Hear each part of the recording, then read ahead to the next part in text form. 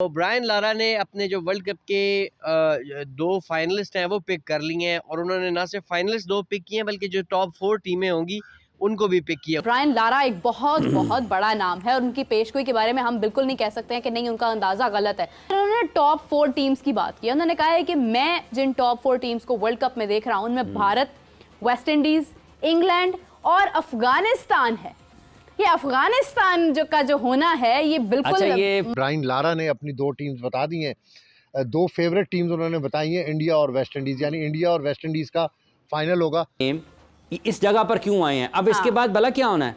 अल्लाह ना करे कि ऐसा हो। इसके बाद होगा कि आप क्वालिफिकेशन की राउंड चले जाएंगे, कि आपको क्वालिफाई करना पड़ जाएगा, वो मुश्किल आएगी। पाकिस्तान के जो क्रिकेटर्स हैं, चाहे करंट क्रिकेटर्स की बात कर लूं या एक्स क्रिकेटर्स की बात कर लूं, ये बड़ी बड़ी जो कहते हैं ना कि फड़के मारने से बाज नहीं आते, बड़े बड़े ओवर कॉन्फिडेंस स्टेटमेंट देने से ही बंदे ये बाज नहीं आते। कैसे हारेगी इंडिया का स्क्वाड, आपने देखा है? जी देखा है, लेकिन पाकिस्तान का स्क्वाड उनसे काफी बेहतर है। रच आजम खान गेंडा भी अब मैदान में आ चुका है।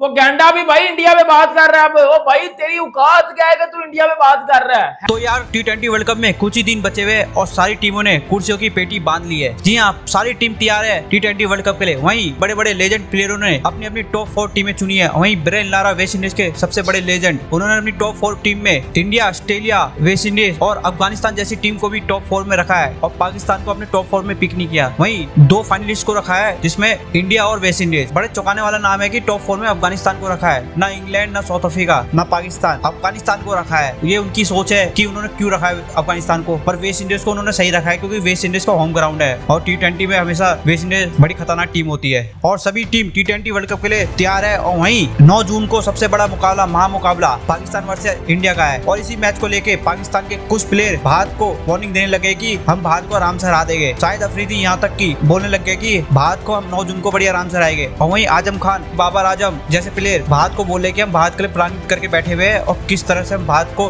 9 जून को घेरेंगे। मतलब ये हमेशा ही हर वर्ल्ड कप में बड़े बड़े बोलते हैं और अपनी बेइज्जती कराते हैं। इन्होंने एक T20 वर्ल्ड कप में क्या हरा दिया बस, उसके बाद तो यार ये कसम से बेइज्जती हो रही। फिर भी हमसे कितने मैच खेल लिए, इनका हर प्लेयर छोटी टीम के खिलाफ रन बना देता है, फिर उसके बाद भारत को अनाप शनाप बोलने लग जाता है। आजम खान इतने T20 मैच खेल लिए, अभी तक कुछ नहीं कर पाया। बस ये बेचारे आयरलैंड के खिलाफ 30-35 रन बना लिए, उसमें अब भारत को घेरने में लगा। भाई जब बुमराह, कुलदीप यादव आएगा ना तेरे सामने, जब पता चलेगा तुझे कि बॉलिंग क्या होती है, जब इनकी औकात पता चलेगी कि किस तरह के प्लेयर है। अभी तो तुम्हें इंग्लैंड से सीरीज खेलनी है, इंग्लैंड वाले क्या हाल करेंगे तुम्हारा, अभी वो देखना बाकी है। चले देखते हैं पाकिस्तानी मीडिया क्या कह रही है। ब्रायन लारा ने वर्ल्ड कप क्योंकि उन्हीं के देश में हो रहा है तो वहीं पे ही है, तो ब्रायन लारा ने अपने जो वर्ल्ड कप के 2 फाइनलिस्ट हैं वो पिक कर लिए हैं और उन्होंने ना सिर्फ फाइनलिस्ट 2 पिक किए हैं बल्कि जो टॉप 4 टीमें होंगी उनको भी पिक किया। ब्रायन लारा ने अपनी 2 टीम्स बता दी हैं।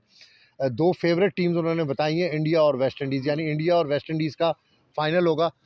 ये समझ में ज़रूर आती है बात कि वेस्ट इंडीज़ के अपने होम ग्राउंड के अंदर ये मैचेस हो रहे हैं और वेस्ट इंडीज़ अपने होम ग्राउंड के अंदर बड़ी परफेक्ट है क्योंकि हर टीम जो अपनी कंडीशन से वाकिफ़ होती है वो अपने होम ग्राउंड के ऊपर बहुत ज़्यादा परफेक्शन उसकी होती है।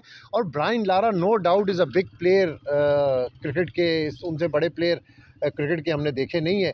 उनकी जो पिक है वेस्ट इंडीज़ की, उन्होंने इसलिए वेस्ट इंडीज़ को पिक किया है कि एक सरप्राइज़ दे सकती है वेस्ट इंडीज़ अपने होम ग्राउंड के ऊपर। और इंडिया को उन्होंने पिक इसलिए किया है कि इंडिया की ऑन पेपर, ऑन ग्राउंड इस वक्त जो उनका बेंच स्ट्रेंथ है, जो उनके प्लेयर्स की परफॉर्मेंस है, इससे ना सिर्फ ब्रायन लारा बल्कि पूरी दुनिया के बहुत सारे जो बड़े क्रिकेटर्स हैं और हमारे जैसे जो एनालिस्ट हैं वो भी इंडिया को इसलिए फेवरेट कह रहे हैं कि इंडिया की team on papers, physical fitness के हवाले से, मेंटल टफनेस के हवाले से इस वक्त मुझे सबसे टॉप के ऊपर नज़र आ रही है। और वेस्ट इंडीज़ की ये समझ आती है कि ब्रायन लारा को पता होगा कि होम ग्राउंड की वजह से वेस्ट इंडीज़ प्लेयर्स T20 के लिए कर सकते हैं, अपने आप को दोबारा से उस फॉर्मेट के अंदर इन कर सकते हैं और वो जीत भी सकते हैं। अच्छा, इसी के साथ हम लोग मैच की तरफ वापस आते हैं। हाफिज साहब, क्योंकि वर्ल्ड कप आने वाला है और ब्रायन लारा एक बहुत बहुत बड़ा नाम है और उनकी पेशगोई के बारे में हम बिल्कुल नहीं कह सकते हैं कि नहीं, उनका अंदाजा गलत है, लेकिन पाकिस्तान चाहे तो कहीं ना कहीं तब्दीली भी लेकर आ सकता है। कोई पत्थर पर लकीर नहीं अगर उन्होंने कह दिया तो। लेकिन उन्होंने टॉप 4 टीम्स की बात की। उन्होंने कहा है कि मैं जिन टॉप 4 टीम्स को वर्ल्ड कप में देख रहा हूं उनमें भारत, वेस्ट इंडीज, इंग्लैंड और अफगानिस्तान है।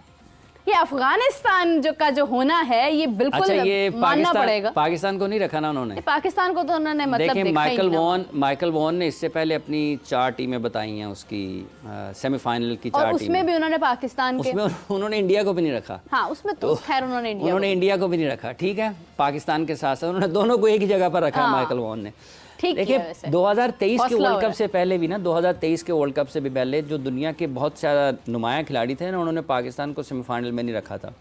अब ये है वो चीज़ जिसके ऊपर जो हैरानकुन नहीं, ये तशवीशनाक है कि ऐसा नहीं होता था कि पाकिस्तान के बारे में ऐसी बात हो कि पाकिस्तान को वर्ल्ड कप की सेमीफाइनल टीमों में शामिल ना किया जाए। 92 के वर्ल्ड कप में सारी दुनिया ये कह रही थी कि पाकिस्तान कुछ नहीं करेगा, लेकिन सुनील गावस्कर जो कि इंडिया के अजीम खिलाड़ी हैं, हाँ। वो यही कहते रहे थे कि पाकिस्तान जो है ये सबको हैरान करेगा, हाँ। पाकिस्तान सबको हैरान करेगा, पाकिस्तान सबको हैरान करेगा।